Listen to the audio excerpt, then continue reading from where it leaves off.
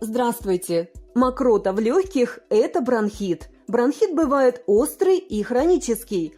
Острый бронхит – это острое воспаление бронхов, при котором их слизистые оболочки сильно набухают, а кровеносные сосуды расширяются и переполняются кровью.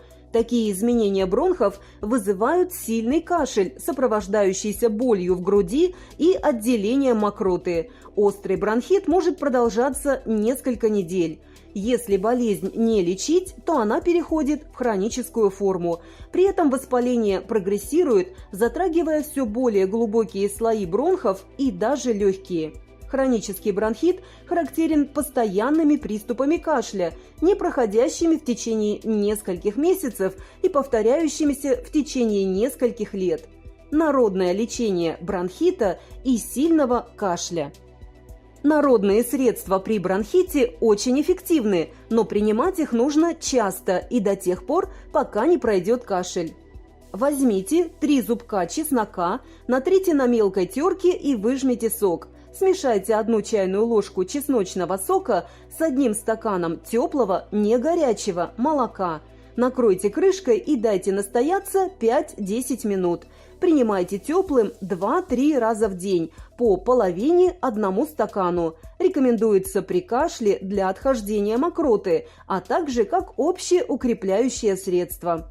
Возьмите 3 зубка чеснока и 3 головки репчатого лука. Все измельчите и залейте половиной литра свежего молока. Поставьте на огонь и доведите до кипения. Кипятите под крышкой до тех пор, пока лук и чеснок не станут мягкими. Добавьте в отвар несколько капель мятной эссенции и 1 столовую ложку жидкого меда. Принимайте по 1 столовой ложке каждый час в течение дня. Несколько зубков чеснока натрите на мелкой терке и распределите по смазанному растительным маслом полотенцу. Приложите полотенце на спину больному чесноком вверх. Поверх положите еще 1 полотенце и теплый шарф. Держите горчичник не более 20 минут, так как чеснок может вызвать перевозбуждение нервной системы. Если это ощущение все же наступило, не стоит его пугаться, оно скоро пройдет. Приготовьте отвар чеснока. Для этого очистите и измельчите 3 зубка чеснока, залейте его 1 стаканом кипятка и проварите 15 минут. Затем процедите. В горячем отваре чеснока смочите очень мягкую хлопчатобумажную ткань, например, махровое полотенце.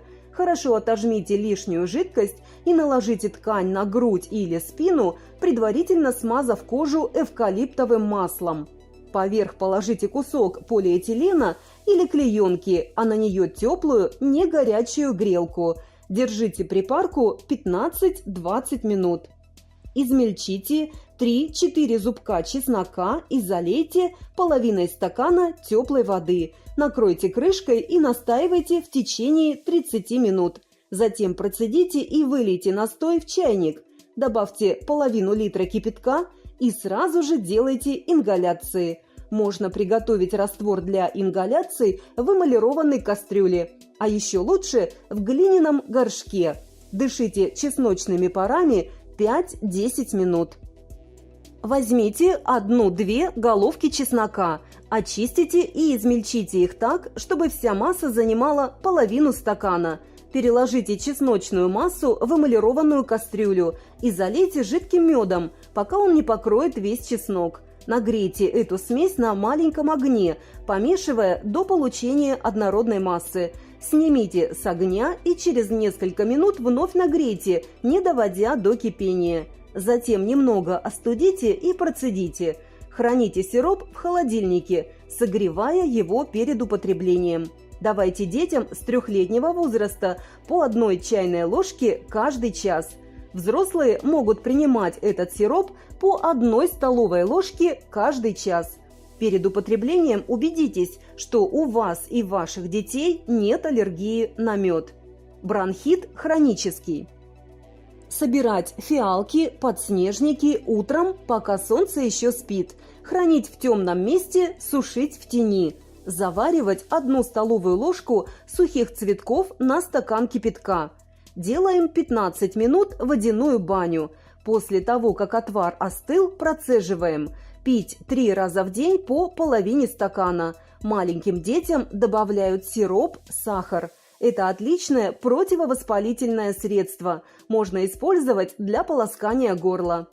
В эмалированную кастрюлю налить стакан молока и положить 1 столовую ложку листового шалфея. Прокипятить смесь вновь не более 2 минут. Пить отвар как можно более горячим, только не обожгитесь, на ночь. Перед сном половину стакана. Кипяченый сок репы с медом полезен при лечении бронхита. Принимать по 2 столовые ложки 3-4 раза в день. Половину стакана сока, 2 ложки меда.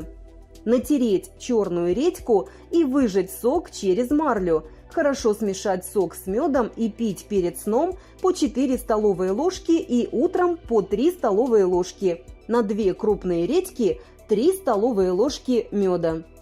Вскипятить стакан свежего молока, положить в него 2 плода инжира, настоять 2 минуты. Принимать 3 раза в день после еды по 1 стакану в горячем виде. Гоголь-моголь – яичные желтки, взбитые с сахаром и ромом, также хорошо помогает от кашля при бронхите, если его есть натощак. Смешать сок редьки или моркови с молоком или медовым напитком пополам и пить по 1 столовой ложке 6 раз в день.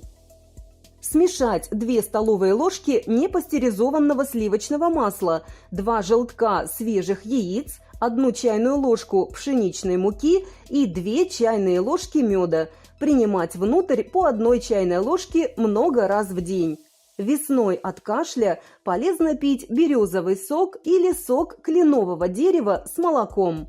Для облегчения отделения мокроты полезно принимать сироп брусничного сока с сахаром или медом. Принимать надо довольно часто, по 1 столовой ложке. Все травы имеют противопоказания. Старайтесь ознакомиться с ними до начала лечения.